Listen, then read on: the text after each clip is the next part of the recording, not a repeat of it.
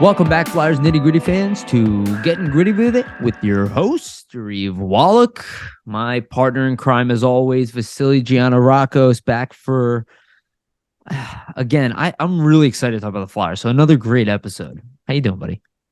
Doing well, Yariv. Hump day here, and everybody will be listening tomorrow on Thursday. So halfway through the week, close to the weekend, I'm excited to talk some Flyers. And surprisingly, after a super busy week last week, we have a lot of news as well, Flyers-wise. So good episode upcoming here for everybody. Cool. Yeah, dude, totally agree. And yeah, it's like I'm like loving this off season so far. It feels so different than the other off seasons. Well, Do it you just feel feels that like way so far? yeah, I agree. I just I think know that it's been there's a lot small, of but there's a lot of proactive movements in a short period of time, I yeah, would say. I think yeah, that's a good way to put it. Like, yeah, whereas with and the likable. with the Fletcher regime, I think a lot of, like, I don't know if we would have seen all these moves so early and such an aggressive, like, tone to them. Whereas I Mhm. think Briere is kind of making these moves and you can tell that, like, he's been thinking about them. They seem like they're calculated, Yes, which is a it's good thing, it's obviously. it's almost like he's been one of us the whole time, just kind of slowly sitting in the background. He's like, "Oh, finally," you I could know? do all the stuff that I wanted to do. Yes. Exactly. Oh, I love that. Okay, so quick shout out to Jim Steaks, our sponsor. Again, they're not open yet, but they will be open soon. When they are, go to 4th and South and get yourself a Jim's cheesesteak. And also, again, thank you all so much for the support. Please hit like, subscribe, hit the bell. Go follow us on Twitter or Instagram or whatever. It's in the details. You guys can go down there and find our social pages. All of that is extremely helpful. So just want to say again, thank you, everybody. I just have to thank you. We're just so humbled. Like me and Vasili are always talking in the background. We're kind of like tracking the numbers. We're trying to grow the show, and we saw spike, and we just see like all this feedback. It's awesome. It makes us want to do more, and we're gonna do more. And yeah, it's just competitive out there, but love it. Love the support, and thank you all so much. All right, let's get into it. We got a really good show. We'll start off with the Patrick Sharp news, talk a little bit about Brad Shaw, talk a little bit about Val Camillo, and her departure. We'll talk about the qualifying offers that happened today, and then we'll talk about some players that maybe need an offer or weren't extended. We'll talk about some rumors, Hart, Laughton, DeAngelo, TK. We'll talk about some, what the defense outlook will look like for next season. We'll talk about a little bit of the draft, and then we'll end with Stanley Cup wrap up, just to talk about the Vegas and their Golden Knight. And congratulations to them. I dislike you for not having suffered, but I have to say they definitely a team that deserved it, at least on the ice, right? Like people complain about the fan base, how long it's been there, but that team was built to win, and it Yeah, showed. they worked hard, and they're the quickest expansion team ever to get a cup now, beat the Flyers out. So fun stuff. Just turn the knife. We just Just turn a it little in bit. there. All right. I saw that stat, and I was like, I gotta mention it just for fun, right? That's one of those moves where you're just like, you can. I've heard this before, and I do find that it's true. Is like the higher you touch on your face, the more frustrated you are. So if you're up Oh, it's here, like the Seinfeld, yeah. yeah, exactly. Oh, some Seinfeld. Thank you. Great. I was wondering where the reference was from in my head. It's just like the higher up, just and I'm Yeah, I like think when up Jerry to was here. referencing it in the show, he's like, if you're in a relationship, if you're going like this, oh, I gotta get out. Yes. Something. That's awesome. Great reference, dude. All right, let's get into it. So news has come, and Vasily and I are both extremely excited about this one. Former Flyer, but longtime Blackhawk, and part of that dynasty championship team where he won 3 Stanley Cups. Patrick Sharp has been hired by the Philadelphia Flyers as a, I guess, special advisor type of role, similar to what Danny Briere had. But the addition to this role is that he's going to be heavily focused on player development. So I think Danny Briere had a little more of an obscure role at the time, but it looks like Patrick Sharp is kind of defined. And and again, I've heard this on other podcasts, so I don't want to take away. I don't want to just regurgitate, but I think everybody knows Patrick Sharp's history here. For those who are not aware, he was drafted by the Flyers. He was brought in here. He was an assistant captain for the Phantoms when they went on their Calder Cup victory. On a personal level, and Vasily, I'll let you talk about him in a second here. I loved Patrick Sharp as a young player here. I didn't want him to go. Today I'm hearing, and I'll give a shout out to Anthony Sanfilippo and and Chris Terrian, I guess, for kind of confirming this news, that it was really Ken Hitchcock that didn't want him here. Patrick Sharp, who was head coach at the time, he's definitely was a no-nonsense coach. But again, this was an older era. And, a player who made us struggled in small ways in his games, who obviously had an all-star level career and a fantastic leadership quality, was removed for peanuts, which was at the time a third-round pick, and a player named Matt Allison, who never really projected anything or never really turned out anything more than an AHL player, an average one as well. And it's something I think haunted this team for a while. So bringing in here, really exciting stuff. What I've seen on television, I really like what I hear. It's a little bit television-y, but from what I understand, Vasili, I'll pass it to you here. Keith Jones wanted this to happen. And at first I expected it was Danny Briere, but now I'm here as Keith Jones. Makes sense. They were working together, probably talking. Yeah. He's like, this guy gets it. We need this here. Sorry, open it up to you, dude. That was a little long-winded. No worries. For the Sharp stuff, I think just the first thing I want to mention is everybody, is kind of mentioning, well, he's a former Flyer. I mean, maybe he is a former Flyer. Technically, he is, but he played about only 66 games for the organization. So I would say he's more of a former Blackhawk than a former Flyer. Can I interrupt you for 1 second? Yeah, sure. I agree with that, but because we developed him, it's hard for me to not think of him as a Flyer. I'll say that. No, I think of him as a Flyer, but I just want to mention that for all the people that hate all these former Flyer, all these former Flyer hires. We got to go outside the organization. Well, right. I mean, he's pretty outside. He didn't 100% agree. 100% he didn't really spend majority of his career with the Flyers or anything. But yeah, just in terms of the hire, I think Sharp's a great hockey mind. As a player, he already always had very, very high hockey IQ, knew where to be on the ice. And you can tell just from the broadcasting stuff he's done with TNT that he's a smart guy, and he knows the game and kind of knows where things are going. He obviously is able to identify the fact that, you need talent. Speed is really something that, wins in today's NHL, right? I think 100%. He's able to understand all of that. And I think the fact that Keith Jones worked with him probably is a main reason as to why he's joined the staff, right? I'm sure that they had conversations, as you kind of alluded to, Yariv, and that probably led to Sharp being interested and then potentially developing a role for him. And if you look at it, they're kind of replacing basically Briere is almost replacing his own previous role that he was in with Sharp, right? So Sharp's named officially as the special advisor to hockey operations. Briere was a special assistant to the GM, very similar type roles. The article the Flyers released on the hiring essentially stated that Sharp will report directly to Briere and will be involved in all aspects of the club's hockey operations department with a strong focus on player development with Flyers prospects. And a lot of what Briere was doing before he came to this GM role was player development focus, working with a lot of the young guys. So it's pretty good that they kind of almost backfilled that role, essentially, that was formerly held by Briere with Sharp.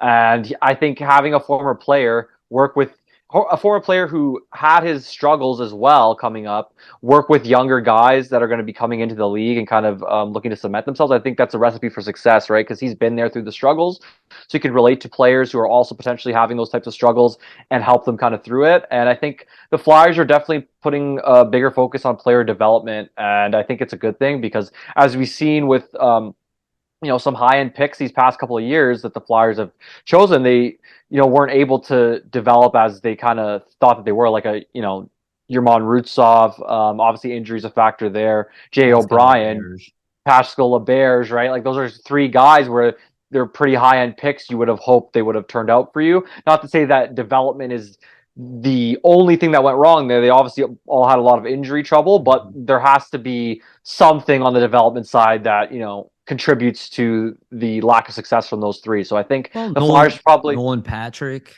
Yeah, exactly. I think the Flyers probably look at all that and say, hey, we got a guy like Sharpin who really understands the game, and he played with a lot of the younger generation coming up as he was kind of a veteran and ending or nearing the end of his career. I think it'll be helpful for a lot of the young players on the team. 100%, dude. We're very well said. And I love what you were talking about with player development side and how it's clearly a big focus for them. I'll be honest with you. I mean, it wouldn't that be your biggest focus if you walked in there? You'd be like, I want player development. Like I want to take. We talk about all the time. You got to take what you have internally and enhance that. You have to stop looking at grass on the like. I don't agree with any of that stuff. I don't agree. You don't have to have the best player in every position. This stuff is not real. And I'll say it now because I was going to say it during the Vegas stuff. I've said it over and over again. You need a team full of great players to win a championship. There is no, you need the guy, the center, or you need to be physical. You need all of it. All of it. A lot of elements together, pretty much. That unless you have something to compensate, like, okay, you don't have a number one defenseman. Okay, but then you have 4 really good defensemen and a great goalie. You know what I mean? Like but typically all the teams that win have all of these elements. Yeah, I just say at least a very deep team of it.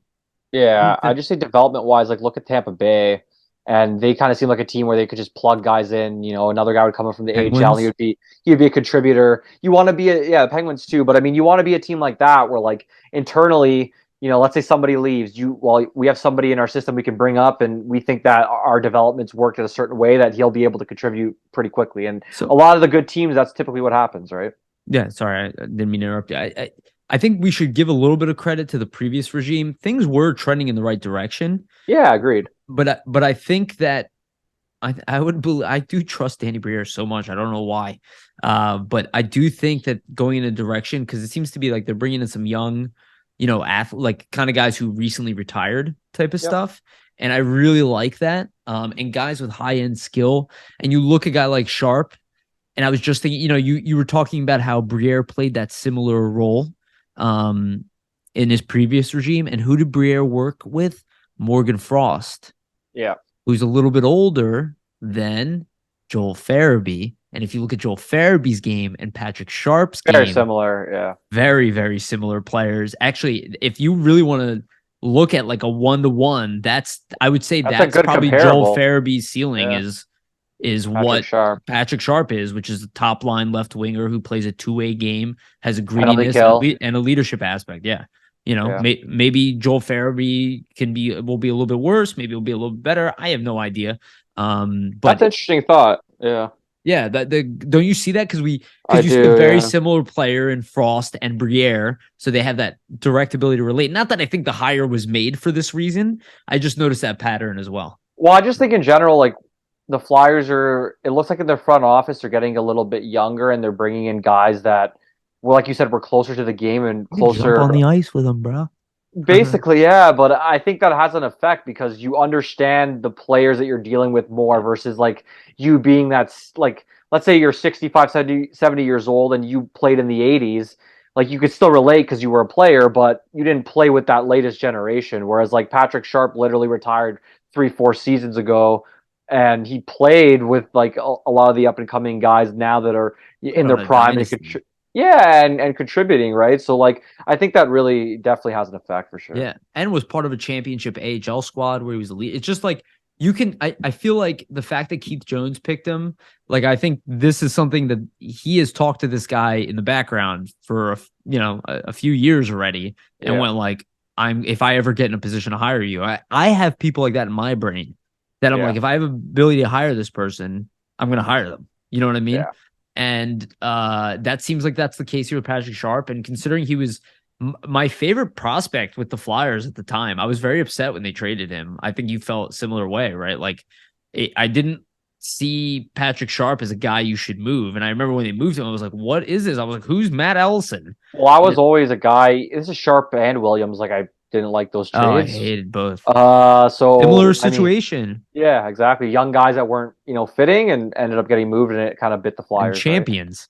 Right? Yeah, exactly. And pure champions that literally Williams just would go to teams. Williams was literally Mr. Clutch. Like literally they called him Mr. Game 7. He would score all these winners and all that. So and then you have Sharp, who's a crucial part of a dynasty. It's like but good to have Sharp back. I think it like him in the fold in this role, we'll kind of see the benefits and see the young guys kind of taking what he can offer them and use it on the ice and hopefully help with the development, right? Yeah, absolutely. All right, let's move on to our next topic. I'm actually going to move up our defense talk. I'm going to combine it with this Brad Shaw kind of implementate, or I guess kind of news. So it looks like Brad Shaw, I don't know if this is 100% confirmed, but this is what I saw online, that Brad Shaw, he was interviewing for head coach jobs, but it looks like he's staying. I think everybody's happy with that. I think he was a really good defensive coach, at least in a lot of ways. We'll see. He has to build on it, right? It's not like a one-year thing, but you can just tell from his demeanor, the way the Flyers started playing on the penalty kill. You saw progress in defense for the first time in several years where his team was not a goddamn disaster. So I thought that was pretty awesome. And then I guess to combine that with the other thing, you kind of look at the numbers game. You look at the defense that are available, and how Bradshaw is now going to run this defense. There's not enough side. Like on the right side, you have Risto, who's big boy. You have DeAngelo, who's not a big boy at 5'11". Sean Walker, who's not a big boy at 5'11". You have Sanheim, who's 6'3", but he doesn't play heavy. You have Cam York, who maybe one day will play heavier, but also 5'11". And then you have Nick Seeler, who is a number 7 on a very good team, and a number. But he's physical. But he's physical. But you look at that, you can't go into the season with that defense. So one of the things I think Bradshaw is going to have to do here is probably get creative with his pairings. But first thoughts, what do you think about Shaw staying, and what do you think about the outlook of the D here? Well, yeah, when we talked about Shaw potentially leaving a couple weeks back, I said it would be a detriment, obviously, because you have a defense and a lot of young guys learning a particular defensive system, and then for him to leave and have a new defensive coach come in, there's essentially a whole new system they're likely going to have to learn again. So I think just for the sense of consistency and congruency and being familiar, it's a good thing, because you're going to have a lot of guys that are returning and a lot of young guys returning, who played a handful of games. Like, you're going to have Zamula, Adard, those other guys in the mix that are familiar with the system. So that'll help them in their development. It's not like, oh, wow, we have a new coach we have to kind of get on the same page with, new ways of, playing the zone, new ways of gapping up, all that type of stuff. So I think that's beneficial. And I think, too, even for the veteran guys, right? Because if you look at the Flyers the past couple of seasons, like even, look at some of the guys who've been here for a couple of years, they've been dealing with a lot of different defensive coaches. So I think just having consistency in that regard is a good thing. You get, familiar with the X's and O's of it, and familiar with your pairings and things like that. I think in terms of the layout of the defense, you're kind of right. Like, I'm unsure of how it's going to all stick together. Personally, I mean, we'll get into it later. I would be surprised if DeAngelo's still around. I think they're going to find a way to get out from under him. And then who knows what they do there. Like, I don't know if they're going to add Walker any. Too. Yeah, it's possible. That's also possible. Because he's only a one-year deal, right? So if let's say a team. Yeah, exactly. Let's say a team wants him on the bottom pair, and they can get an asset back for him. You never know. Wouldn't you rather have the bottom pair open for like Adard if you really are rebuilding? You have Adard, you have Grans. Yeah, personally, I'd want the younger guys in there, get their reps, get accustomed to the NHL level, make the mistakes now this season when it really probably isn't going to matter, and then next season and future seasons when the team's looking to get more on a competitive track, they kind of have that out of their system. Why wouldn't you take the time now to kind of get those younger guys in there, right? So I think in general, if I would assume they move DeAngelo, I mean, if they do move him, I think it's going to be mainly young guys that fill the void. And I think Brad Shaw is a really good defensive coach, and we saw him work with a lot of younger defensemen, with Tortorella in Columbus, and we've seen how those defensemen have kind of blossomed their game. So I think it's definitely a good thing to have those players working with a coach like Shaw. So I think overall, combining that's, beneficial for Philly in general. You know what I could see happening, to be honest with you? If they can't move Tony D, I think they'll look to move Walker, try to move one of them, right? Because you don't really need both of them, even though they don't play the same role. But you just look at the money Walker's making, $2.5 million a year. It's movable on a 1-year deal, right? He's a bottom pairing defenseman in the league. There's probably a team out there that would bite. The return might not be much, right? It could be like a 3rd round pick or something. I don't know. I'm just throwing out ideas here. But if you can't move Tony D, you might look to move Walker. I really think they will look to bring in a veteran defenseman, maybe somebody who is kind of long in the tooth, but he'll take a 1-year deal and he comes with some kind of pedigree, right? I could see it. Ryan Yeah. Suter at the end of his career. I'm not saying he's coming. I'm just trying to think of a player who's older, Well, my thought is like, who's at well, the end. we Here, all I'll look at remember the Jason. UFAs. We all remember Jason Smith. He was on Yeah. a 1 year deal and came in with a very young team and a young defense core. So I think that could be a similar type of signing, right? If people remember who that is. The Gator. I mean, he coaches for us now, if people aren't aware. Yeah, exactly. Let me look up UFAs here real quick. I am kind of curious as we're talking, because I didn't really think about it till we like started talking, but it's like there's a lot of youth on that D, and you're trying to introduce young guys in, and Sanheim is like kind of building his career still in a way.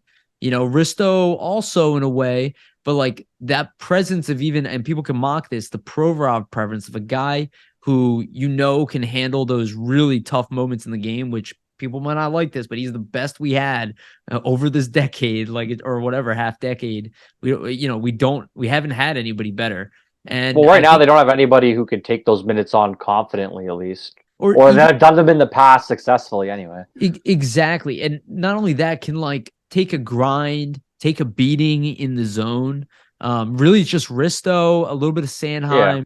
York is working in his way in. Tony D has some edge to him, but he's not a big body, and he's not a defensive guy, really. Same with Walker, who's probably better defensively than Tony D. That's why I think maybe they look to keep him for a little bit. And maybe that's the veteran, but he's 30 and he's never been that great of a defenseman, right? He's been like kind of a bottom pair. Maybe he's better. Well, I just think, they're clearly trying to go younger, so they're going to put their young guys in those positions in some of those tough minutes and kind of see how they handle it, and it's sink or swim, right? But like, it's all a learning experience. If they don't handle it well, they want to see these guys take, what, let's say, mistakes they made and build off of it the next time around, right?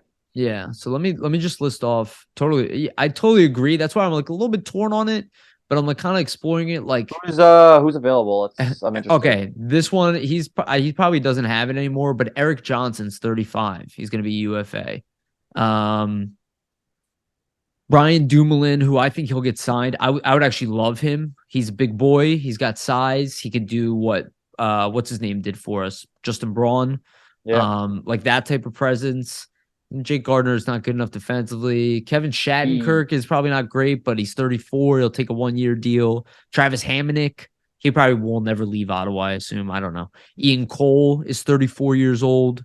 Guys like this. I don't know. Yeah, I could see it. On a 1-year cheap deal, It depends. $2.5, maybe $3 million deal. I think it depends what the deal would be. Like if they can get him on a 1 year and it isn't too expensive, I think it makes sense. But if there's term involved, I don't think the Flyers commit, and they probably just go with the younger guys, right?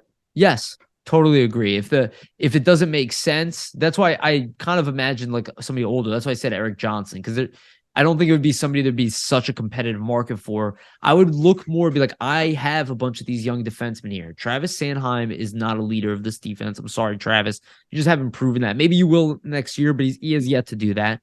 Ristolainen, mentally, I like him. Physically, I like him. His game has evolved. I like where he's at, but he's not a leader of this defense. Tony DeAngelo, obviously, is not. He was benched the fast final game. Again, it was Provorov. Could be York, but is he ready? And outside of that, I'm like, okay, Sealer? You're going to have Sealer? Yeah, and then Walker, the young guys are really just question marks. You can't really give an evaluation at this point. We need like that personality presence back there. I think it's something to investigate. That's all I'm saying. It won't make us that much better of a team, but it could make it a better locker room, a better learning environment. Better for development. Yeah, maybe I'm overthinking it. Cool. Anything else you want to add there on Shaw defense? No, all good. Okay. All right, let's move on to the next topic. This one, to me, I might open up to you first because I might rant about this one a little bit. That's fine. I don't want to rant about it. But Valerie Camillo has left the organization. She was the CEO and I think it was president of Comcast Spectacor. So she was running kind of ticket sales, the events that would be their organization, the staff that run it, right? Like all the deals, probably a lot of the reconstruction they were doing. She probably had a lot to do, at least oversight of that stuff. Most notably for me, it was just the horrendous start to her being here. In my opinion, I know that she did better as things went on. I think more that's because the team did better. I think because they were doing better this year. And I think it's because of Tortorella effect, to be honest with you, more than anything. I I'll say this, I'll pass it over to you, and then I'll let you respond.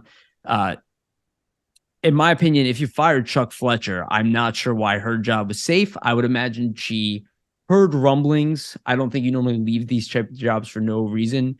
She clearly found herself on the outside. You look on stage, she looks like the outsider, especially now when you see like Patrick Sharp's coming in.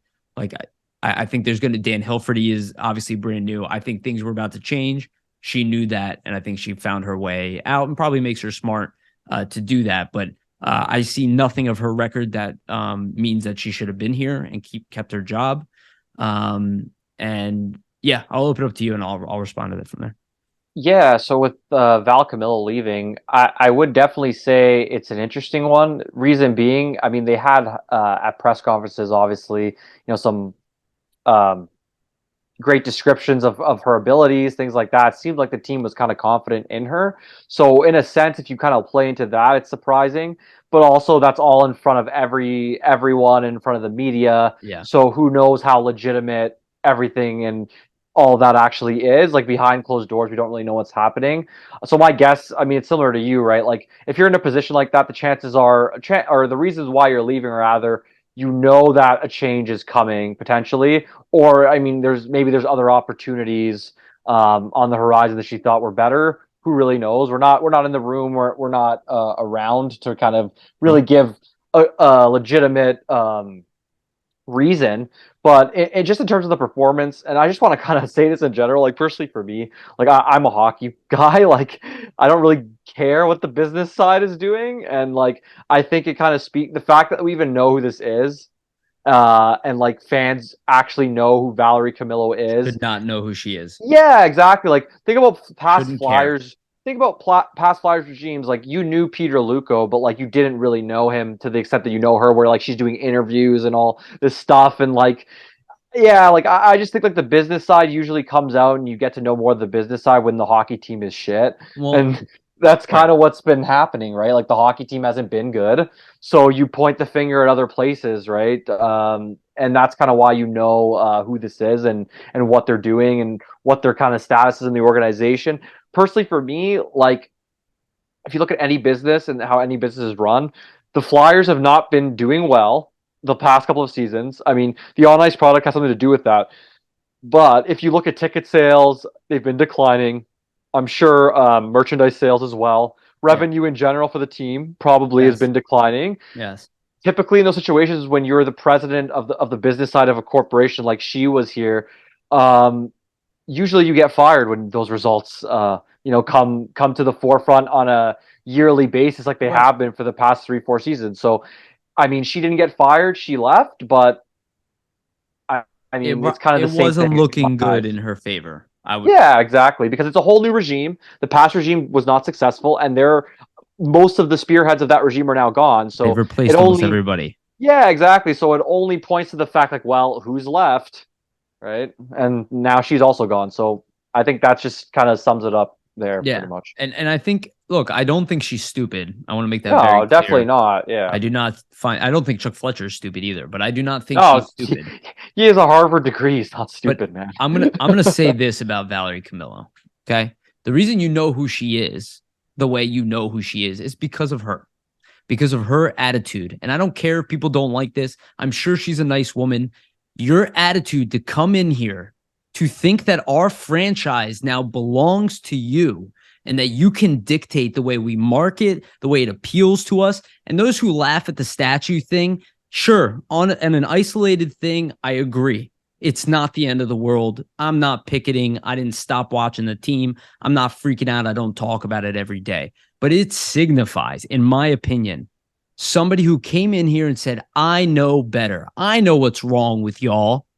And for those who are not aware, that statue was taken down because an author, a journalist out of New York, wrote a bullshit story, which I went and looked up this woman's past, and he was inaccurate about his report. So they didn't even bother to actually check against this, and overnight took a piece of history that you would have had to take out of Ed Snyder's cold, dead hands to get rid of that statue, and you removed it overnight with no saying, and you've heard people complain about it, and you've done nothing. You don't speak to these people. It's obvious. You shouldn't have been here. I'm not saying she's an idiot and she doesn't deserve to work or anything. I wish her the best. But her in that role sucked. Sorry. I see zero evidence that it wasn't. You came in with a bunch of hubris. Yeah. And you got what you deserve to some degree. Well, I think the whole point of, her position in general is, and the whole point of the business department is, you're marketing to the fan and to connect with the fan. I just don't think that... How does that connect with the fan from day one? Yeah, it doesn't, right? And I just don't think they understood exactly, what it is to be a Flyers fan or what it is this fan base is looking for. And I think it reflects in their success as a team in general on the business side of things. And they haven't had much success. So, just look at it. That's what I'm saying. That's what I mean. Yeah, look at it from a results-based perspective. Your attitude.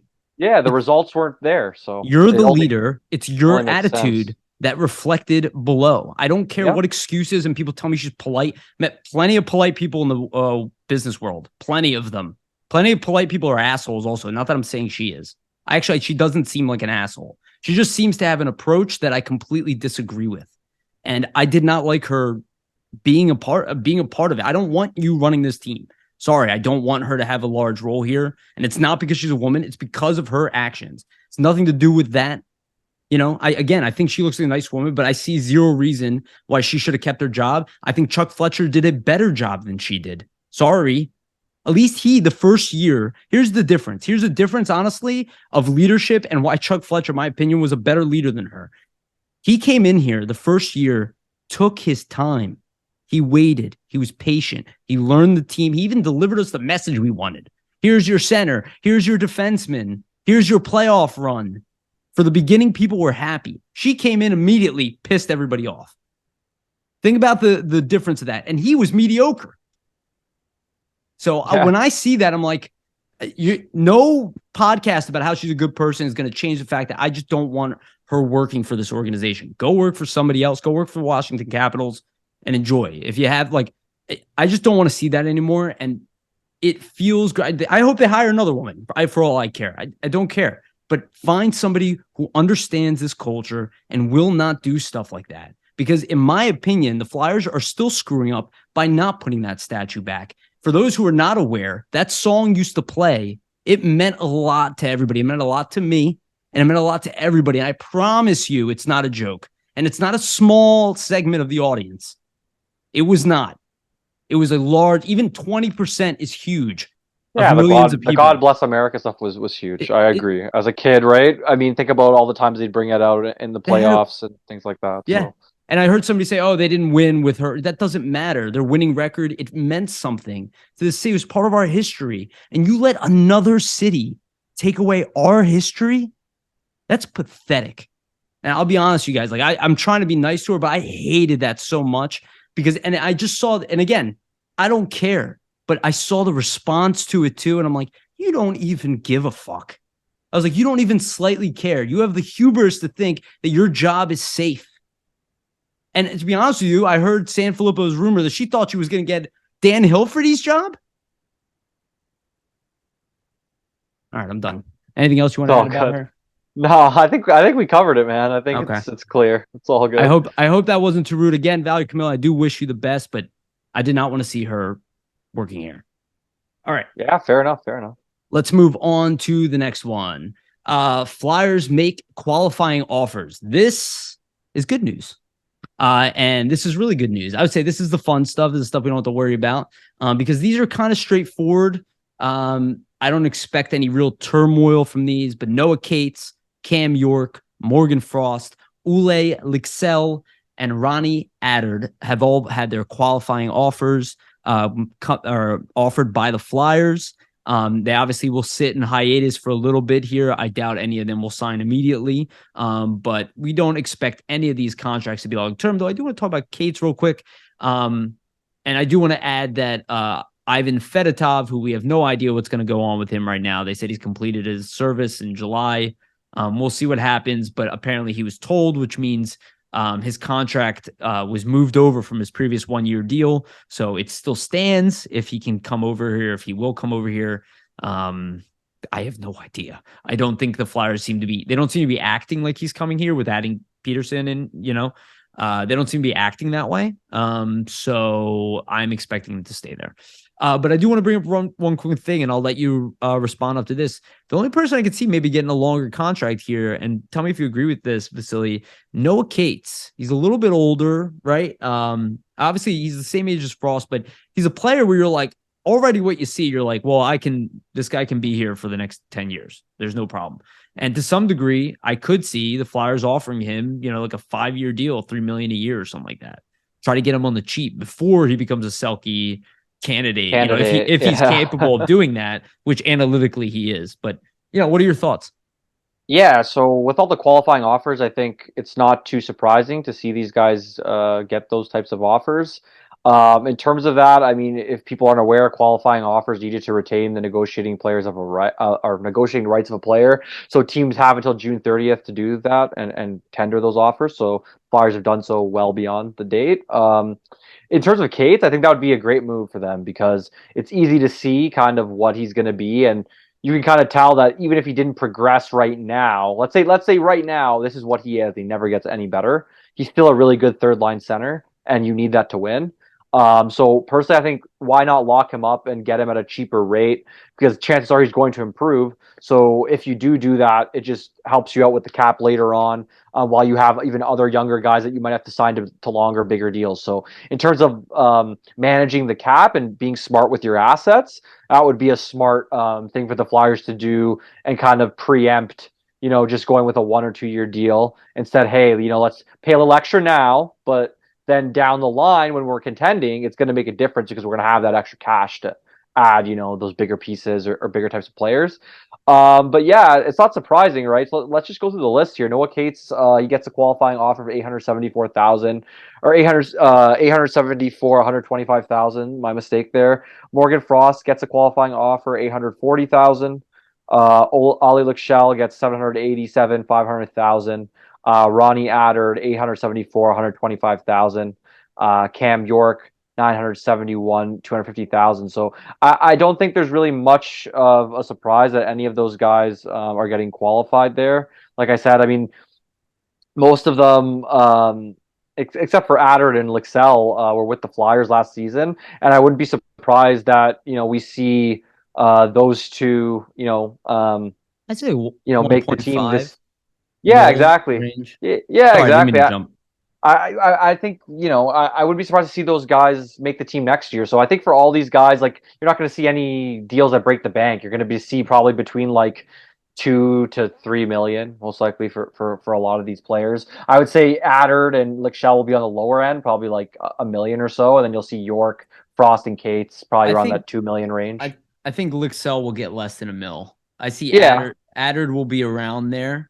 Because he got, because I think he's more of like an NHL lock to the Flyers. Yeah. I think Luxell, I think they still see him as a bubble guy. I don't think you're off significantly at all on what you said. I could see a case where like Frost is not getting like anything above 2 million, even though like maybe he deserves it. But just like the fact that it's just so based on potential, it might be like a 1-year deal even. I think he gets $2.5 million 1 year, something like that. You think so? Okay. I think he gets a 1-year deal because he's going to bet on himself and be like, hey, I want a 1-year deal so I can cash in now next year. I'll say this, and this is not to toot my own horn. It's just something I've noticed, and it's not really tooting my own horn because it shows that I'm inaccurate. But every time I've projected a signing, I've been under, not significantly, usually like $500,000.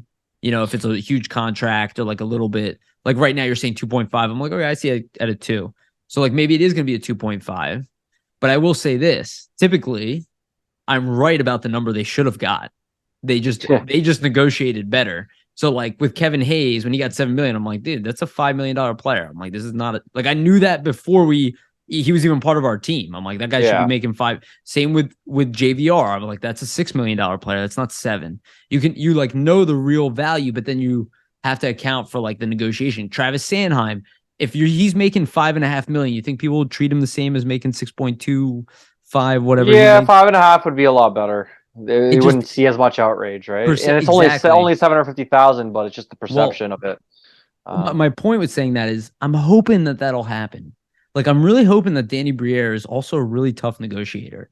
Because we hold their rights. Yeah, exactly. We hold their rights. Now that they've qualified them, they have basically all summer to sign them. I think there's a certain date with the RFAs. It's well into the season, right? So you can even keep negotiating into the season. I doubt it's going to get anywhere close to that point. I would imagine they sign these guys pretty early into the off season. Did you say 2 years for them? I'm sorry to cut you off.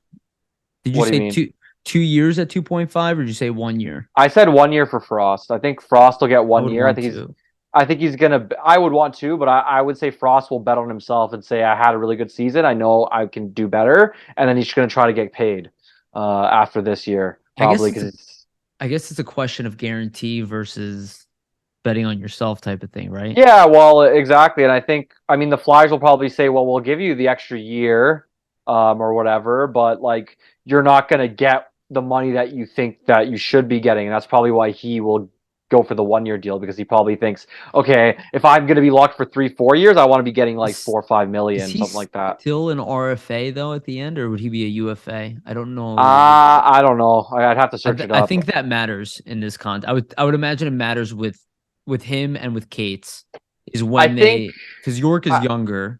York will be an RFA. Lichelle will be an RFA. I think Adard as well would likely be one. I don't think Frost signed. Yeah, I think Frost. This could be maybe last RFA eligible because he's 24, right? I don't. It's either it's Hart's an RFA. Yeah, if it isn't his last year, then it would be next year. Let's say like they did a 1 year deal, they'd have another RFA year, and then yeah. Well, I'm only thinking out loud here. I'm not saying you're right or wrong. I'm just thinking out loud because if they have that contract to worry about. Yeah, I'm not 100%, but we'll have to confirm for next show. Yeah, we'll have to look into that because if they have those extra like. If you have control over him and he only signs a 1 year deal, you're like, okay, well, if you don't do better, I'll sign you for 2.5 again, or I'll sign you for 2. That's what I mean. So they don't really. Anyway. That's why the Flyers, I think, wouldn't really care if he opted for the 1 year because either way, it's a good point. Either way, they control. Exactly. So if he does really well, one of our younger players, developed how we thought he was. If he doesn't, well, let's sign you again for the same deal, basically. And then another thing to mention is Kiefer Bellows turned loose as a UFA. Along with Wyatt Wiley and Evan Barrett. They were officially let go? Yep. Yeah, so exactly. I think we can give Jamie credit on this. 100%. So Jamie Baskow, credit on this one. He knew that Wyatt Wiley wasn't going to sign here for a while. We kind of, again, we hear stuff. We don't say everything on here. I'm not a big rumor guy, generating rumors. But obviously Wyatt Wiley, it's unfortunate because he did have upside and good luck to him. I think he just wasn't getting the playing time here. I think it's just a numbers game at this point. They have a lot of young D-men coming in, and they took the precedence over him. Unfortunately, it just happens. And he's from he's basically from not even the Fletcher regime. He's a Hextall pick. So that's 2 previous regimes now. You're out the door, man. It just is what it is. It's a young, especially with the prospects. It's a young man's game. They're going to give precedence to the guy that's 20 or 19 over the guy that's at his age at this point. And the Evan Barrett one makes complete sense. And obviously, Kiefer Bellows, I knew he wasn't going to get signed. I wouldn't expect Brendan Lemieux to come back either. I don't expect any of that. The one guy I do think who's a UFA right now, I think Wade Allison is worth re-signing. I think he would take a $1 million for 1 year contract. I think he'd take NHL minimum because of his injury history. Yeah. I think you have that ability to sign him for cheap on a 1 year deal because he will probably be the best 4th line winger that you can find. Because he's good. It's not like him and Lazinski. It's just the injury stuff. That's the only reason. Otherwise, he potentially would be a 3rd line player on this team. I think, even if they were good, it's just really his injury problem. See, I like Allison. My only thing, and the only reason I could see them not signing him is first off, Torts liked him, but he didn't like the fact that he was injured all the time.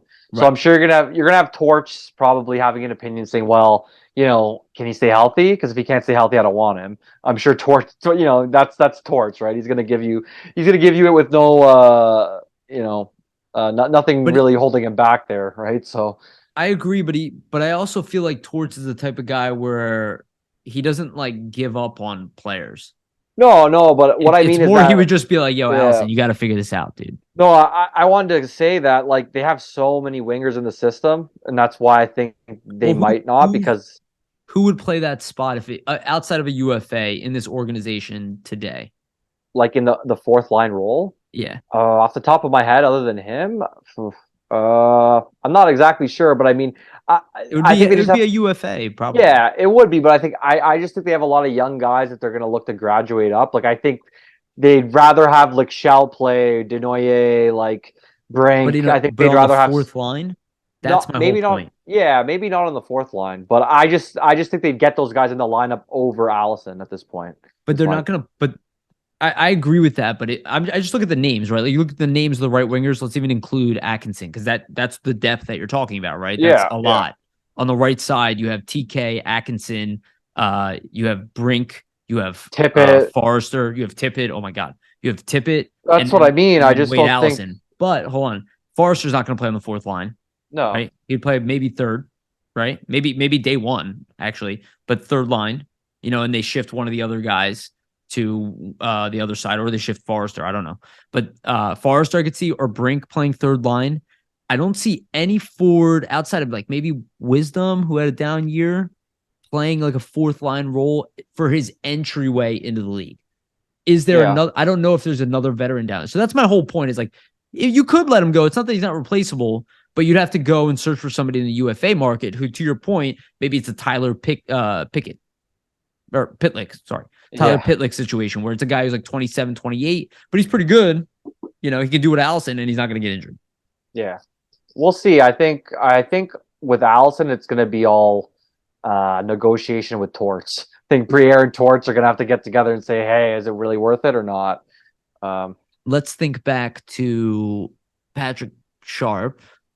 Do you Yeah. think that type of mindset maybe influences here? Maybe because he has a pretty good upside. Like his upside is not a fourth line player. His upside is No, I a think middle he has 6 forward who can put 20 goals and be physical. personally, man, I like Allison. I think he has a really nice shot. I think he can score 15, 20 goals. I just don't know if he can stay healthy. And then I look at He it never like, has. yeah, and then I look at it like, well, if I sign Allison, let's say, and like, is he gonna block somebody is he gonna block one of my young guys, right? Like, is he gonna block Brink? Is he gonna block, one of these other guys that we Well, want to get up into a right wing role? So that's the that's what I'm only saying. thing But that I on look at. paper, he wouldn't block Brink. I mean, maybe I'm wrong about this, but I don't see them playing Brink or Forrester on the fourth line at any point, right? Yeah, they probably wouldn't want to, but it just depends. Like, let's say that fourth line ends up being Denoyer and one of those guys. It's really not a fourth line Denoyer, then, though. Lazinski. That's what I mean. You It's more could like move it's more. Lazinski to the right side. He's I was still saying that signed. seems like it's more like you have two third lines, right? So if you Okay, do set up like fair that, enough. I think I really like Allison. I'd like to give him one more shot. I think he's a good. Um, I think he's a good character guy, like good but I agree locker room with guy your as well. criticism. Yeah, I agree with your criticism though, and I agree with I your towards comments too. I just don't know. Like I said, I just don't know if the team like is looking at it and saying, "Well, is it worth it for us?" But to caveat, like if they sign him to a 1 year deal and you're not competitive and he does pretty well, you could trade him for an asset. So Yeah, who knows if that's a part of it too, right? yeah, yeah. 'Cause he could be a playoff type player for a team. I could Well, see it. it's really just his injury that reduces his value. Otherwise, he has clear Yeah, cut value to an NHL team. You look at the way physical wingers are accounted for. I mean, they're not star players, but they have more value than people think, right? You look yeah. at, look at Goudreau. You look at not Goudreau, yeah, Goudreau. Which Gaudreau, Frederick Gaudreau. Whatever. My brain is farting out right now. All But good, all you good. just No look at like the worries. Tom Wilson trend and what that created afterwards, right? Of just this Yeah, guy yeah, who can be physical and go into the zone. Obviously, he's the star version of that, but a guy who can be physical on the wing, I just feel like it has a lot of value, especially in a fourth line role. If he can chip in 15 goals a year, I mean, it's yeah, not bad. Like, what did he have this year? I'm just interested. He had 9 goals in 60 in games. So, I mean, it's it's not too like bad. You could it's probably not get too around bad. 15 with 20 Yeah, extra games. So, yeah. Okay, let's move forward. Let's go into rumors. And this is the thing that I wanted to ask you earlier, sure. but I'll add it into this question. So, all right. So there are still obviously the generated Carter Hart rumors, but there is a comment by Elliot Friedman that kind of hold your horses, dial I think his term was dial back the Yeah, Carter you want Hart me rumors. to read the quote Sure, go ahead. specifically? Go ahead, please. Someone told me to dial back the Carter Hart rumors. They don't think that's necessarily on the front burner. We should take a time out on that. And just a caveat, like Montreal said they are no longer interested until certain things happen. I think a lot of it has to do with the World Hockey Championship. Yeah. I mean, this was all or the World Junior Championship investigation. Like there was like a sexual assault investigation. Concerning the junior championship team that Carter Hart was on. So until that's cleared up, I don't think a lot of teams want to touch any of the players that are on that team, and that kind of makes sense because why wouldn't you, right? Yeah, because it's a risk. Exactly. I think that's probably part of it. I also don't think I think the cost for Hart is also very high. It's probably very high, and it's probably also the fact that teams are lowballing and not meeting the cost. So the Flyers are just like, well, fuck this, basically. Like I think you have to look at it as like we're not we're in no desperate position to trade this guy. Well, why would you trade him unless you get exactly everything you want back and more? Like there's no reason for you to trade him. It's not like he's going to be a UFA immediately or anything like that. Like you're going to control his rights. There's no reason to rush. When his contract expired, he's still an RFA. That's what I mean. There's no reason to rush any of this, right? So I just think like if you're the Flyers and let's say hypothetically you do end up wanting to trade him and who knows, maybe he doesn't want to stay around and that's what it ends up being. There's no really rush to do so. Like find the deal that works for you instead of rushing to make a deal that you're going to regret, right? So here's the thing I wanted to say to you earlier. Sure. I have a theory that Hockey Canada, and I've said this before on here, is obsessed with Carter Hart. I could see it, yeah. What Canadian goalie in the league is young and has his pedigree, brought home a gold for them? He is a Canadian golden boy. Any single time that his name is mentioned, it will be like all over Hockey Canada and will be which Canadian team is he being traded to? Because that's the first thing I saw with the Carter Hart thing. And look, maybe the teams are obsessed with all that, but I kind of felt like a lot of the rumors were just media driven with Hart. Not that the rumors that they were listening to offers aren't true, but the way that it was like close to specific teams seemed, I don't know, it just seemed too much like if a Canadian team could have any goalie, I'm not saying they wouldn't want Vasilevsky or Shesterkin, right, or Sorokin, right, these elite Russian goalies, but from what I understand about like the Canadians, like they want French Canadians on their team, right? Like they want that culture, and Canada wants that culture. They want Carter Hart in Canada. As a Canadian, do you think there's any truth to that? Like that they want Carter Hart? Yeah, Hockey Canada wants the Canadian goalie in Canada. I mean, no, I wouldn't be surprised just because like who was the last great Canadian goalie that came up? Yeah, Carey Price, and I mean he's probably never going to play again at this point. And there doesn't really seem like, in terms of like you're saying, like prospects coming up, young goalies who have the pedigree, like Hart's really the only one. I don't think there's really another goalie that you could say it's like a huge name. That's Canadian. Like for example, if right now if you're gonna pick goalies for like the Canadian Olympic team, it's probably like who else are you put? Like Carter Hart's pretty much a lock, and that kind of shows like what the other options are, right? Like, let me just list out like some other Canadian goalies right now. Like, obviously Marc-Andre Fleury, but he's at the end of his career, so it doesn't really count. You have Jordan Binnington. I mean, he's in the middle of his career. He won a cup, but I don't think that's the all-star goalie that you're considering. Mackenzie Blackwood hasn't really turned out to be what you thought at this point. Not a bad goalie, but yeah. Yeah, he's not a bad goalie. I mean, Darcy Kemper, but he's not a young goalie at this point.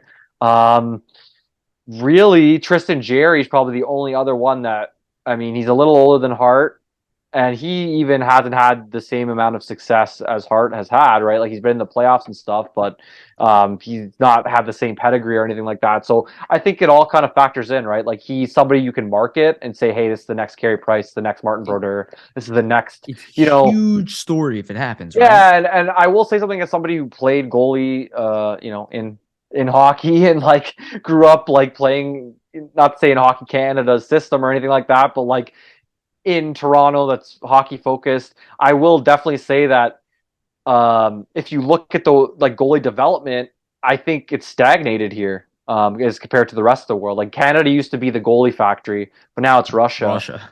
Yeah, and I think even Sweden to a lesser extent. I think they have a lot of really good goalies coming out of there as well. But Canada, if you look at it, like look at the past 10 years, like who's the big goalie star that they've drafted? Whereas like look before this in the early 2000s, you got Fleury, you got Luongo, you Carey got all Price these Carey coming Price, in. like yeah, you got all these really really good goalies, but No, he's American. Sorry.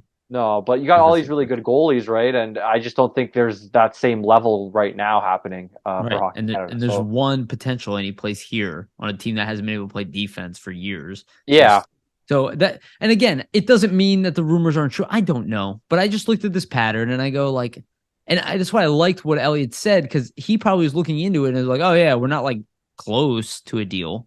Like we're talking about things, but it's not meeting what we need or what we want. Right. Like we're not actually close to a deal. I don't think, like I said, I don't think there's a rush. I don't know even if they're going to trade him, to be honest. I think it's all like a kind of a wait and see situation. I think for the Flyers, they can afford to keep both goalies. And I just think, man, for the minors. Yeah, for the Flyers, I just think don't rush to trade a guy that looks like he's going to be a potential starting goalie.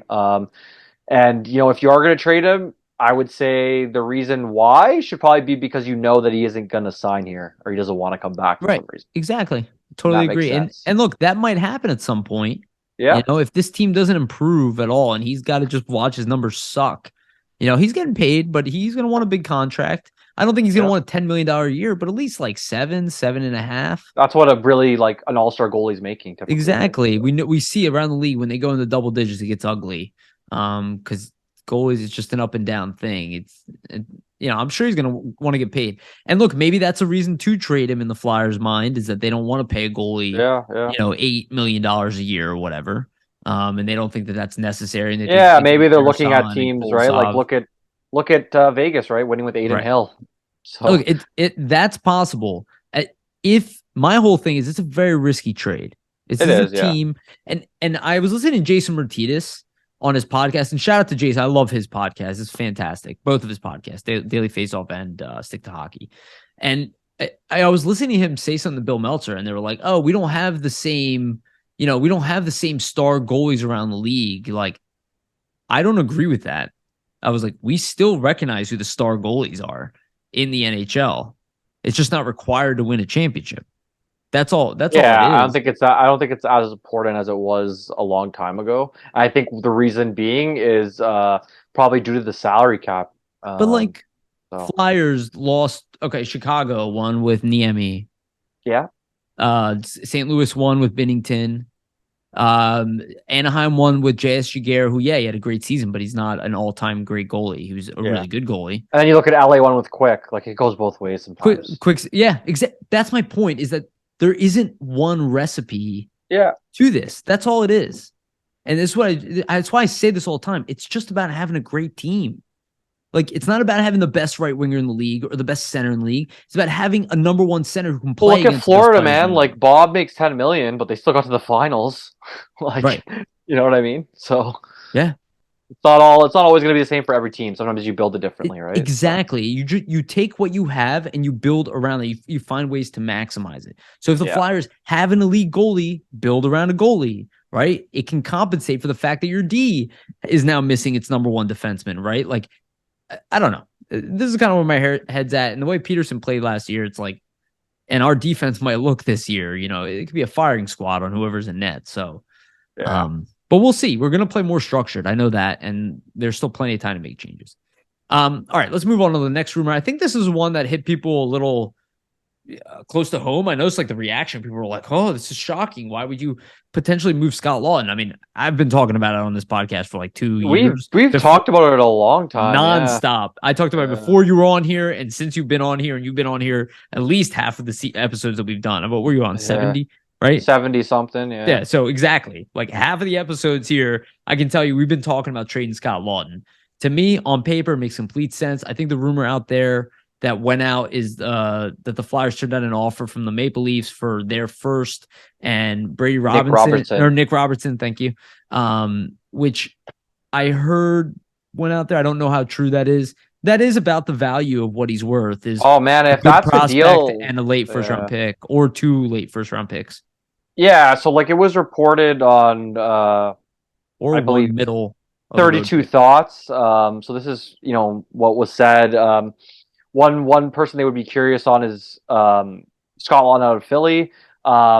Flyers have had interest before Nick Robertson, and he's somebody that would need a fresh start, but the injuries have kind of taken the Flyers' interest away there. So maybe that's why, if that was on the table, they decline. Personally, man, like if you had that 28th and Robertson for Laughton, I would have just took the deal. That's my prerogative. Assuming that pick is this year, I guess. Yeah, if it's this year, I would take it, because then think about what you could do now with 22 and 28. You could really move up again. What's his name? Got Tanner Jeannot. What did he get? A lot, like 3 first rounders or something. Not 3 first rounders, but he got like three second rounds. 3 second rounders. You got a lot of draft picks. Let me search it up. I would imagine that Scott Laughton returns something similar to Tanner Jeannot. He's better defensively. He plays all 3 positions. He's physical. He's a leader. Again, so this is what they got. They got Tanner Jeannot was traded for a first round pick 2025, a second round selection, a third, a fourth, and fifth round picks in 2023. So I don't think the Flyers are necessarily asking for that exact same package, but the first round pick plus a high value asset, maybe another one.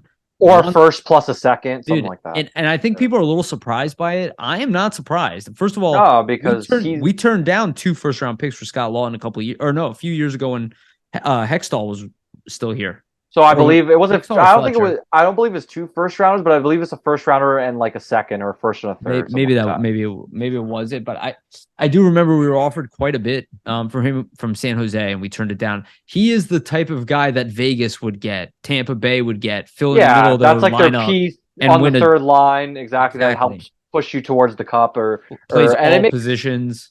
Yeah, it makes sense, right? He plays. Like you're saying, he plays all positions. He plays PK. He even showed this past year, like he had 5 power play goals his first time ever playing the power play. So someone you can literally plug in any position that you kind of need. Prime. Yeah, exactly. So it's almost like a Swiss Army knife type player. On a cheap deal. Yeah, and he signed for 3 more years. So if you're a contender, it makes sense. He's a leader out there. Personally, if I'm the Flyers, like if there's teams offering first round picks in this stacked draft, like you got to end up moving him. Consider it because you can move up. Yeah, but you got to end up moving him, and the reason is, and I love Scott Laughton. I think he's a great player to have, and he's great for the young players to learn from. But the thing is, by the time they're competitive again, which, I mean, let's say is 2 to 3 years from now, he's going to be about 32, 33. Like, who knows what his value will be then around the league? You might never be able to get this again for him, which is probably true. And also, who knows if he's going to be having the same impact, right? Like, typically a player like him, the way he plays, they start to go a little downhill when they get above the 32. Half. Yeah. Yep. Yeah. So like, I just think if you look at it for the Flyers, he might not be here when the team's ready to contend. So if a team like the Leafs are giving you Nick Robertson, who looked like a surefire, like, top 9 guy and a first in this stacked draft, like, you turning that down is fucking ludicrous to me. I'll be honest. I think you can get more. I think you just get more for him. I think you might be able to. Maybe that's why they're waiting till the draft, right? See what happens on draft night. I think they can get. I'll be honest with you. I wouldn't be surprised Scott Laughton is gone during the draft. I know that might shock some people, but again, he is not a top line player. And if Atkinson and Couturier come back, there's the leadership gap that Scott Laughton will obviously leave. And like I said, they want to put younger guys on this team, so you got to make some room in a certain way. Noah Cates kind of took his role on our third line center, but Noah Cates is like kind of an exceptional rookie at defense. Yeah. It's a weird case. Like we have like a weird strength in that third line player department.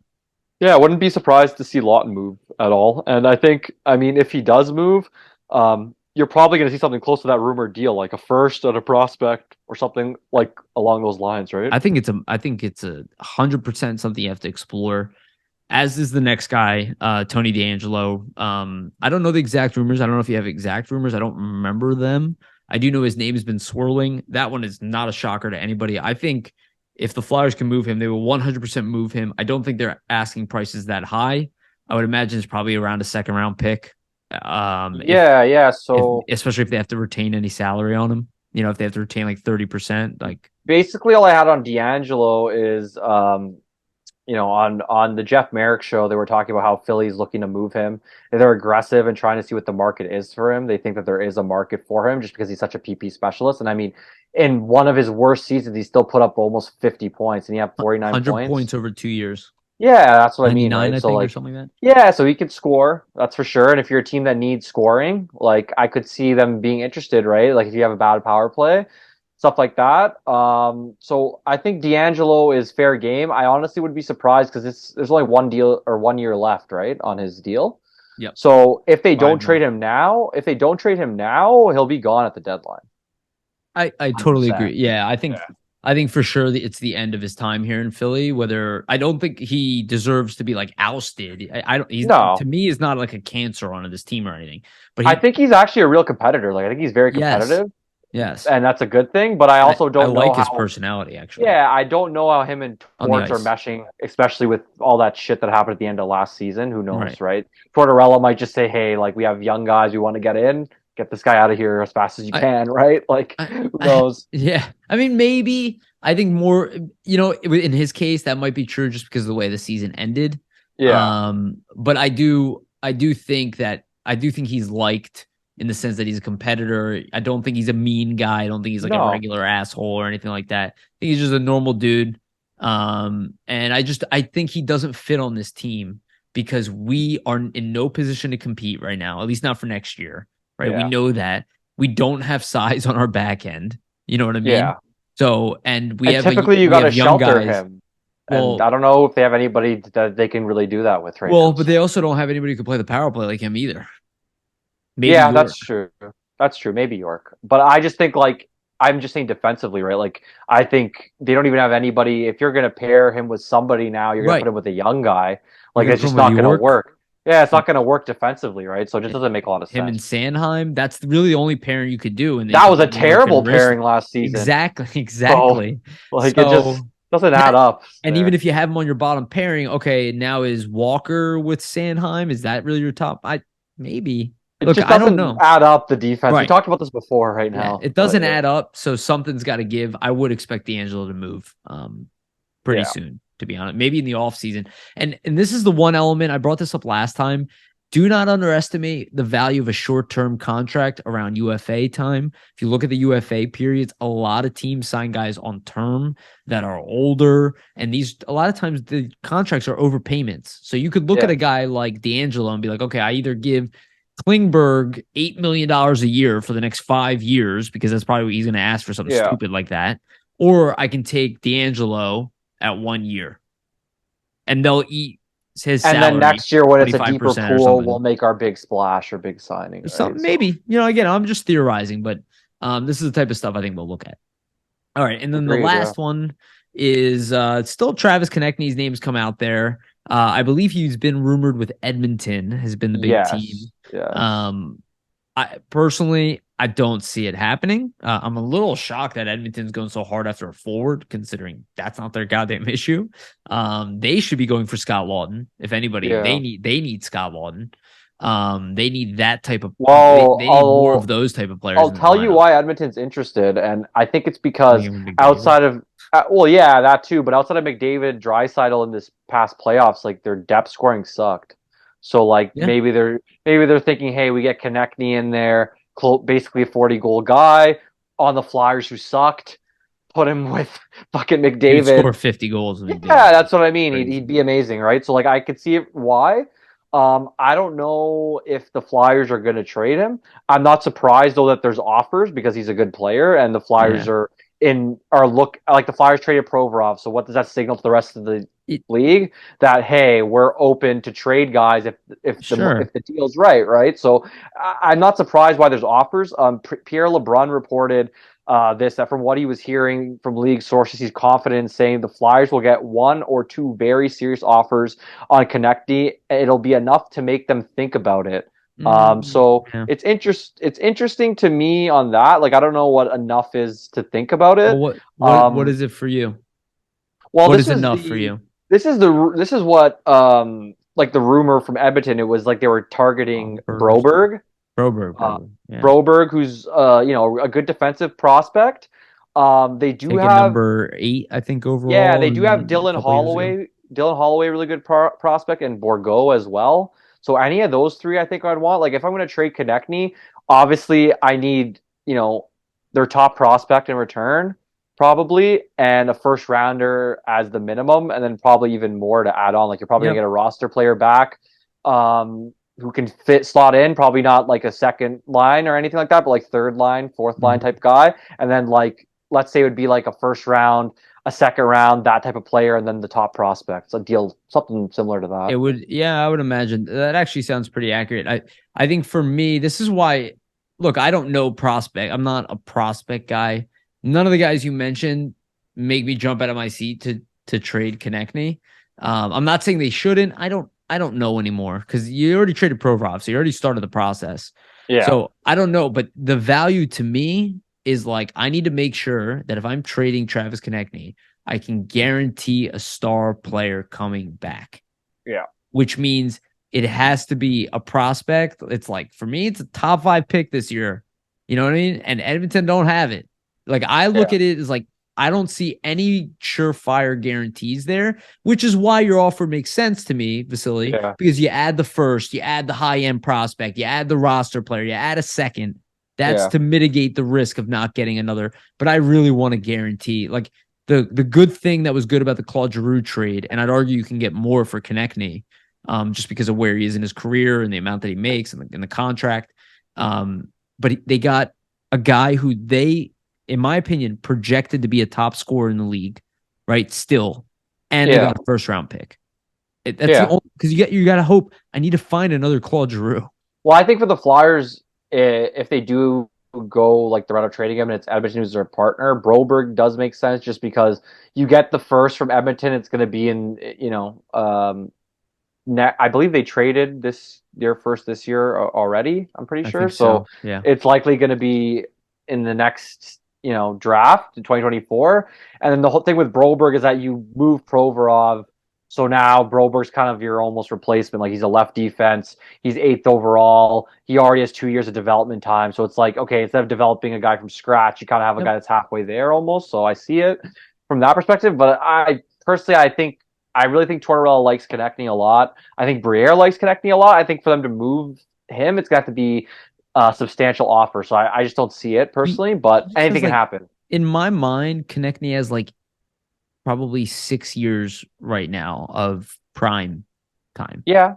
And I think the Flyers will probably be back in that competitive sphere in about 2-3 years from now. Right. So I think, why wouldn't you keep him, right? Yeah. And you have a veteran guy there. And if things fall the right way, maybe earlier for all we know. I don't know, but you want to be prepared having a guy like Konecny.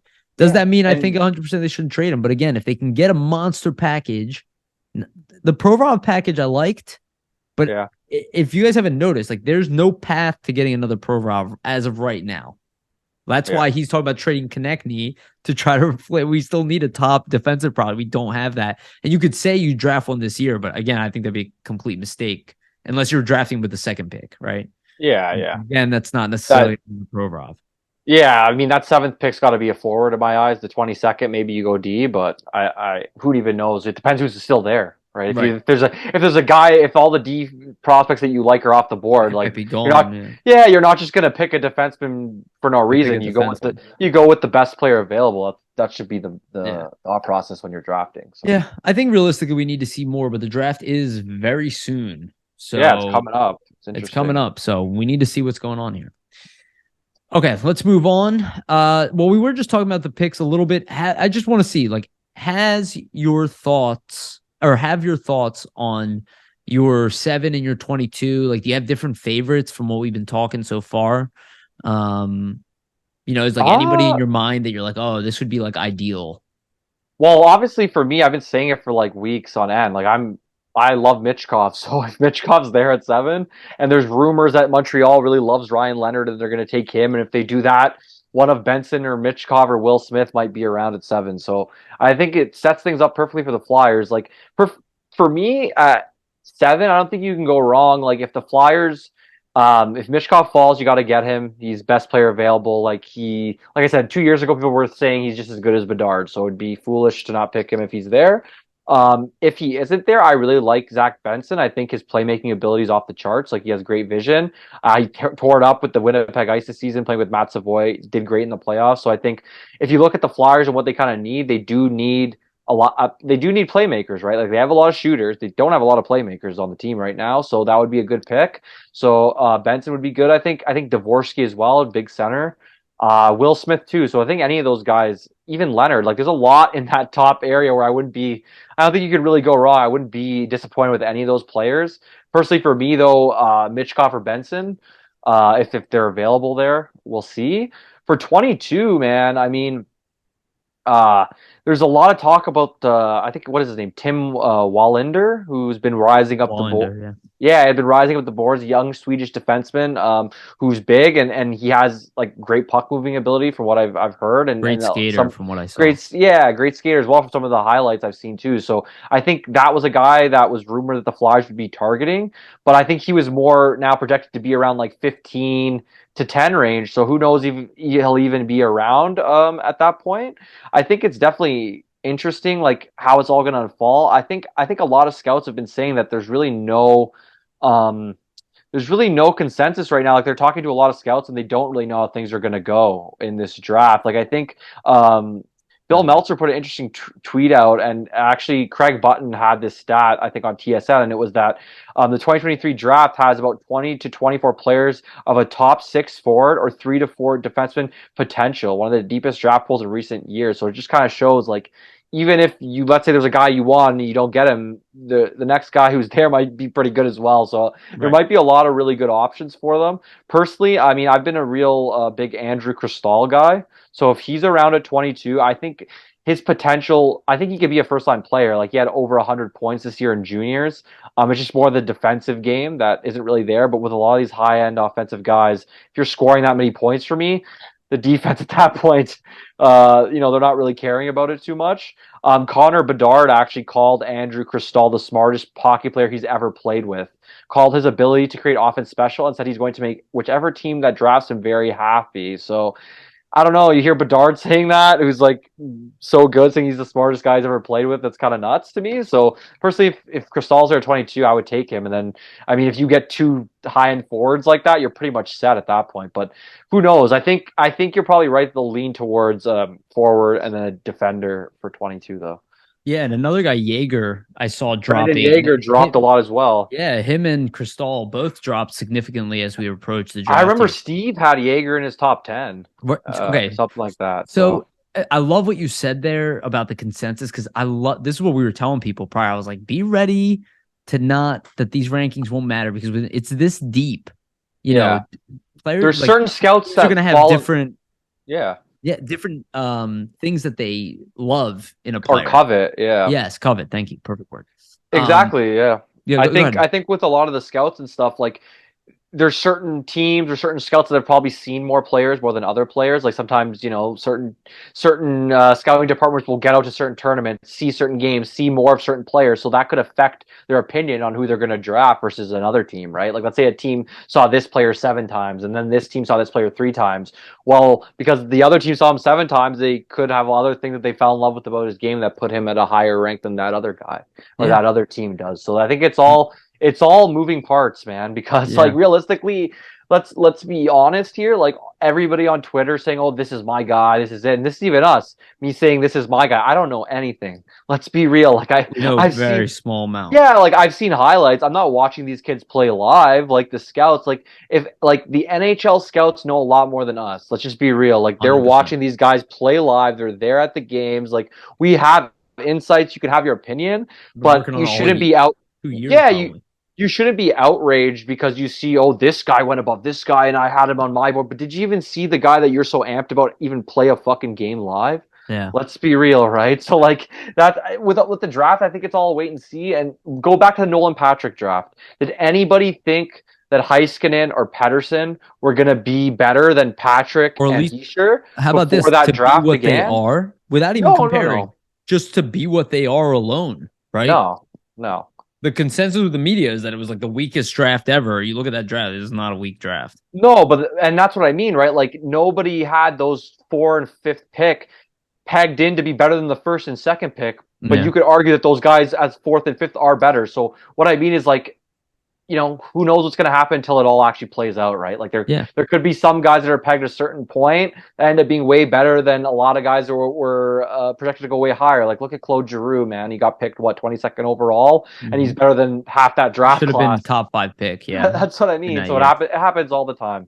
Dude, 100%. So I get my attitude towards it, and I agree with everything you said about the players. Like I have like no disagreements. Like Michkov is my guy that if he slips, I want him. It would be the most talented player we have drafted since Eric Lindros. I mean, we didn't draft Eric Lindros. I'm sorry. Peter Forsberg, quite frankly. At least as a name coming in, but nobody even knew who Forsberg was. No, it's like when we get Lindros, we really haven't brought in a young player and knowing that he's this generational type. Has the cachet to his name. That's like there's been talk about him for years to come at this point. Right. It's really just Lindros outside. I mean, in the modern era. Because outside of that, all of our top guys were like kind of more surprises, right? That they ended up being, technically Patrick had the cachet, but it just never worked out. Oh, right. Actually, that's a great point. And he was a consensus number 1. Actually, that's a very fair point. That one did not work out at all. No, unfortunately, I was wrong about that one. So, but here's my thing. This is what I'm hoping. I trust Danny Briere right now to draft more than I have a GM in a long time. And the one thing I was thinking about, and again, I love Cam York, and I even made a video, and you guys can go check it out, about it's not about comparing Cam York to Cole Caulfield, but the attitude behind that enraged everybody, where it's like, yo, best player available. Not because you need a D-man, but because this guy projects to be a star. Yeah. I'm just hoping that both picks are that it's best player. Yeah. Even if we don't, we need a top defenseman, but we're not in a rush to get a top defenseman. So get me the best player available, the guy you think has the highest ceiling. That's why I like what you say, Cristal and Jaeger, guys who have shown that they are at some point, maybe they're a little more inconsistent, which is why they drop down, but they have that high ceiling, right? And obviously, like I'm a little worried about Leonard, to be honest with you, because I see the way people are talking about, oh, is he another Tkachuk? But like Tkachuk's a big guy. Ryan Leonard is like not that big of a guy. And you're talking about taking his game and putting him against NHL players. It's not going to be as effective as Tkachuk. And I don't know if he's as talented. He might be. And I'm like, I kind of want the guy, like I'd rather take a flyer on Benson and be like, I'd rather the guy who might be Claude Giroux again. Personally, man, I'd rather take Mitch Marner. I'd rather take the talent, the high-end talent, and the physicality, and we're in the position to take that. Not to say that Leonard doesn't have talent as well, because he's a very talented player. Right. But like I said, I personally think, like, what is Leonard? He's a very physical, power forward, comes in off the wings. Yeah, 5'11", comes in off the wings and has a really nice shot. The Flyers have a lot of guys that do that already. They have Owen Tippett, they have Tyson Forster, they have a lot of guys that project, Cutter Gauthier, that project to do that kind of thing with the same type of almost skill set. So like you got to diversify with your prospect base and your prospect pool. So if you're the Flyers and you're in that position, I mean, if Benson's available, who's that type of playmaker, and you're kind of lacking that vision from a lot of your players outside of a Morgan Frost, why wouldn't you go with him? Or, Will Smith is there, who's the center. You need centers, or Dvorsky was thrown out there too. Or Mitch Cover. I just think the more you go with kind of the bigger swing with more of the talent there versus the physicality. But it actually made me think of Perreault, who also is dropped in the rankings. Yeah, he could be a guy at 22nd too. Yeah. You never know, right? I suspect not, just because the USN, like, that's why it was so weird for me. Like, dude, this is USN TDP, and this guy has a it's second weird though. This is point per interesting game. Draft. It's just such a deep draft. Yeah.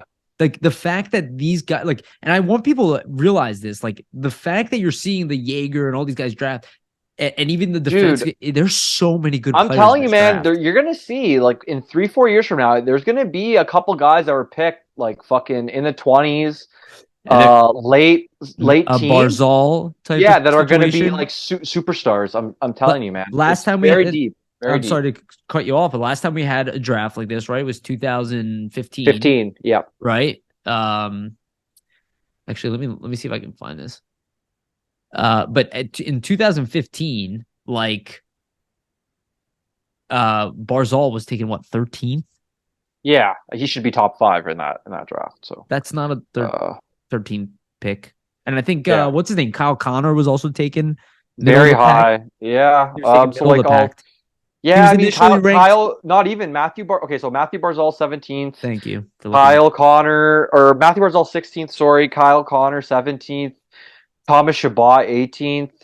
All those guys could have been, close to top 5. Like, think about it, right? It was McDavid, Eichel, Strome, Marner, Hanifin, Zacha. I'd rather have Chabot, Connor, Barzal over Hanifin, Zacha, Dylan, Strome, and those were all top 6 picks. Exactly. So that could happen in this draft. Travis Konecny was taken at 24. I'd rather have Konecny than Dylan Strome. He was a number. He was ranked 11. That's what I mean. Draft. I'd rather have Konecny than Dylan Strome was picked 3rd in that draft, or Pavel Zacha, who's picked 6th. Noah Hanifin, it would be close because he's like a really good defenseman. But but I mean, Joel Eriksson Ek goes at 20. Like, but that's what I mean. It just shows that like there's going to be good players picked around that second pick where the Flyers pick, that it could be like a real steal for them. So yes, they'll have to take advantage there. That's for sure. And if they can get another late pick, like, and even move up to really target a guy that they want, I think that's a smart move for sure. 100%. And we'll see how it goes. And I don't know. I have a really good feeling. I have a really good feeling about this draft, dude. Yeah, I think it's going to be. Sorry, go ahead. No, I was going to say, if we walked away with Michkov, like, it does have this weird feeling like we're going to get Michkov. But if we walk away with like Michkov and, Kristall or Brandon Yeager, who's a center, right? If we walk away with that, the entire league is going to be like, the Flyers just won the draft. Yeah, did a great job. If you do that type of like 1-2 punch, and you add a guy with high end scoring as a center, and then the best winger in the draft, great. It changes your destiny. That's what I'm saying. If they can pull it off, let's hope. I think, like I said, expect the unexpected. I think it'll be interesting. I think there's going to be a lot of movement from the Flyers probably. I hope Michkov drops, but dude, he's just too talented. I think people. I was going to say, like, how fucking hilarious would it be if all this time, literally all this time, everybody's like, oh, it's got to be Fantilli number 2, and then Michkov just gets picked 2nd. They're like, guys, he's the next Ovechkin. What are we supposed to do? It actually is. It's so similar to David funny. Eichel, isn't it? It would honestly be very funny if that happened. It'd kind of be hilarious. Not to say I don't want it to happen, but it would just be really, really funny. I mean, if it does happen, it would cause like bedlam. Mm-hmm. Because every player would drop. I mean, hey man, if that happens, Columbus is getting Fantilli. That's great for them. And like they're looking good, man. If that happens, either way, I think there's a chance Will Smith passes Leo Carlson. Yeah, could be. That one I could potentially see. Just interesting about Columbus, I just wanted to mention, like, they traded for Severson as well and signed him. Like, now that defense, man, like, they have Werenski, Severson, Provorov, Juracek, Boquist. Yeah. That's fucking nuts. Like, Columbus might be really good. And again, the reason they were bottom of the league, just like us, is because they had a ridiculous amount of injuries. I think, obviously, on paper, they look like a bubble team now. And they're relatively young, so... They could have some prospects. Yeah, we'll see. Surprise. Yeah. I think Jarmo Kekalainen knows that his job is on the line, and I think he's a smart GM too, though. Yes, and I think he's making moves due to that. So he would get hired immediately. Like, this is not a GM who's being fired because he sucks. If he were to lose his job, he'd be fired because just lack of success, not just change stuff up. But he is a good GM. I agree. I like him a lot, actually. All right, let's move into our next topic and our final topic. And we mentioned it a little bit earlier, but congratulations to the Las Vegas Golden Knights on their first Stanley Cup victory. I did watch the game. It was tough to watch. Because it was tough to watch. I mean, I was texting Steve a little bit. I'm like, dude, they're like playing a near perfect game. Like, they are here to win it. And obviously Florida was very banged up. But again, I'll say it over and over again. I think that team validates my point. Don't say they don't have star players. I heard people trying to make that case. That's ridiculous. Dude, Eichel's a star player. Yeah, they have Eichel. They have Mark Stone. They have Alex Pietrangelo. Like, and Theodore. But the whole point, and this is what I want to say, is the depth, and everybody knows this at this point, because I'm sure you're going to make this point, and I've said it, depth wins championships, and they don't have the best guy in every position. They didn't have the best center in the league. You know, Pietrangelo might be the best defenseman in the league, that he could be in there, that argument, but they didn't have the best center. They didn't have the best right winger this year. They didn't have the best middle six. They didn't have the best record. They had a collection of really good hockey players. Tons of depth, man. And not young hockey players, developed hockey players, because it's a veteran's game. And they came in and played hard, physical, top to down. Everybody played their role. They were fully stacked, and they did it with a combination of, star power to some degree and depth. And they compensated for their goaltending, who he did a great job, Aiden Hill, and now he can officially be called a starter. I think that's fair. But they compensated for not having a star goalie with great defense and depth. So I said last week, right? Like Nicholas Hague is their youngest player and he's only 24. So yeah, it just kind of shows, right? Like they have a lot of guys in that team is 23. Yeah, they have a lot of those guys in that prime range, which is, typically what you're going to win with. A lot of players in their prime playing at their highest potential. Just looking at Vegas, we both predicted Florida, which kind of sucks. Like I was wrong about everything. I was very wrong. Don't make any bets or listen to any of my predictions. You would have lost a lot of money. So I'm sorry that's happened to you. We did say that the whole way that we were going to be that we were wrong. Even when I said Florida, I was like, something about this doesn't feel right. But to me, they're the favorites. It'll be more fun, if they win anyway. But congrats to Vegas. They played a great game, a great series. It wasn't. I wouldn't say it's the most entertaining Stanley Cup final. I've seen a lot closer ones. Hopefully one of these days we get back to a Stanley Cup final where we get 6 or 7 games. It gets really intense. So I really want to see that one of these years soon. But for Vegas, I think it's just all the depth, man. And what it is really is the centers. They have Eichel. Okay. They have Chandler Stevenson, number 2, and then they have William Karlsson. William Karlsson's as your third line center. He could be a second line center on most teams in the entire league. Jonathan Marchessault gets the Conn Smythe. Personally, I thought it was going to be Eichel. I think it was probably between them. Mm-hmm. But Marchessault led the playoffs with a ton of goals. He had led the playoffs in plus minus, and he led Vegas in game-winning goals. So literally the definition of clutch.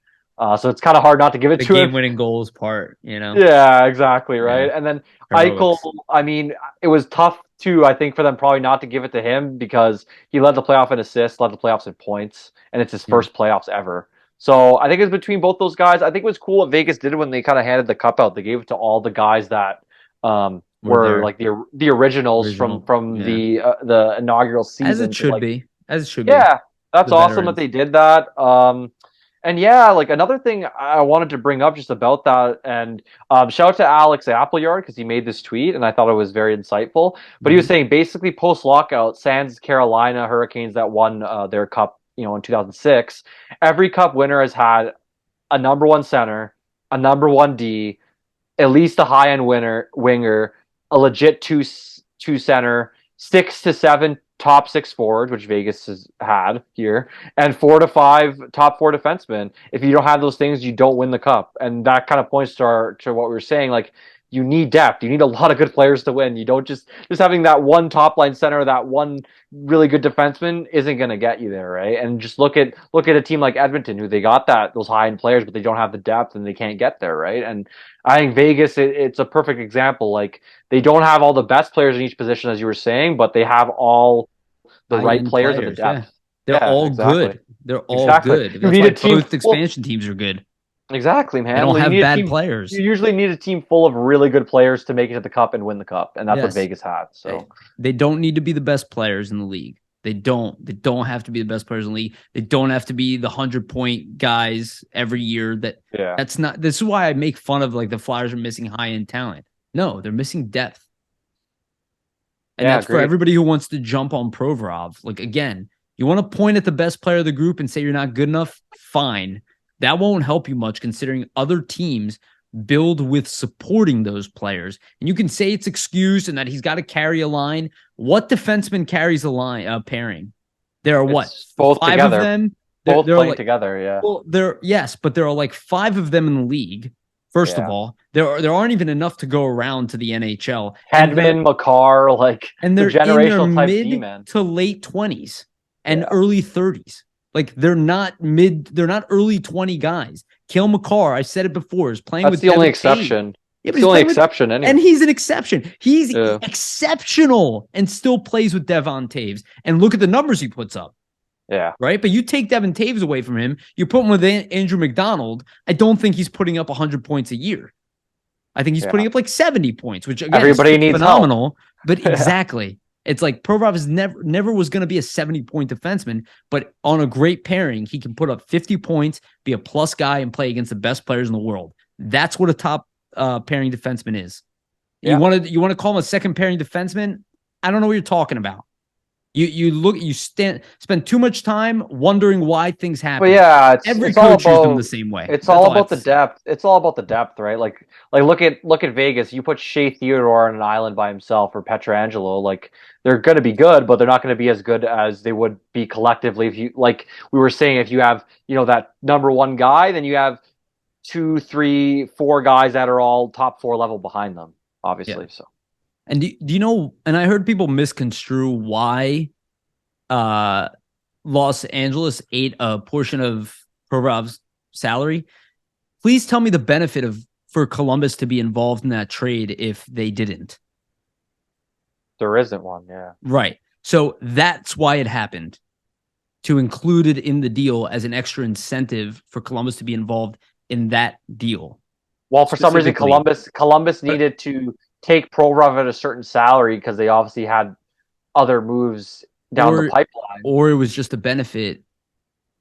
Well, yeah, it's a benefit. It's a benefit to have him at $4 million. Well, I'm saying, why would Columbus necessarily help you out? Why wouldn't it be like, well, we'll just take Provorov in a first, or whatever. Yeah, but you know what I mean? Like, why even bother about the 30% and get involved with another team?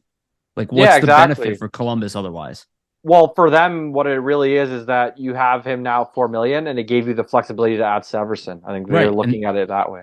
Right, but agreed. But they wouldn't be involved in a 3-way trade if they weren't getting anything from LA. That's what I'm saying. I mean. Yeah, exactly. That's why it happened. Not because I heard people trying to claim that Provorov isn't worth $6 million to Columbus, and I'm like, that's not what happened here. I was like, this is trade values. Again, you have to incentivize Columbus to be involved in a 3-way trade. What reason do they have to do it if they're not getting some kind of cut, something? They negotiated that with LA.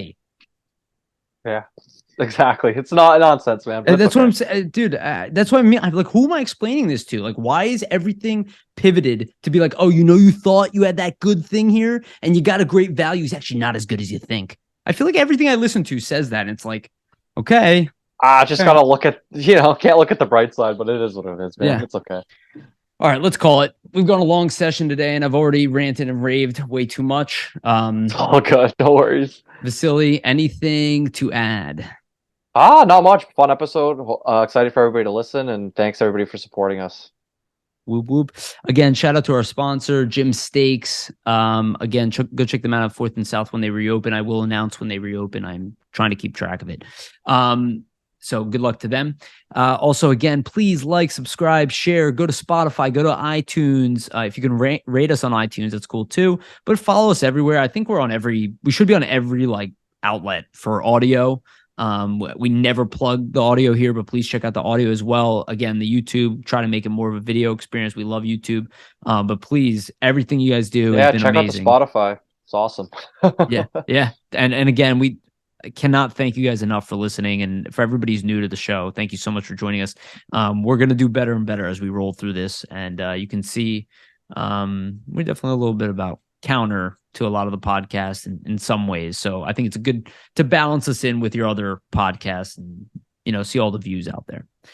All right, thank you again, Vasili. You the man. Thank you everybody for listening. We love you, and remember, always stay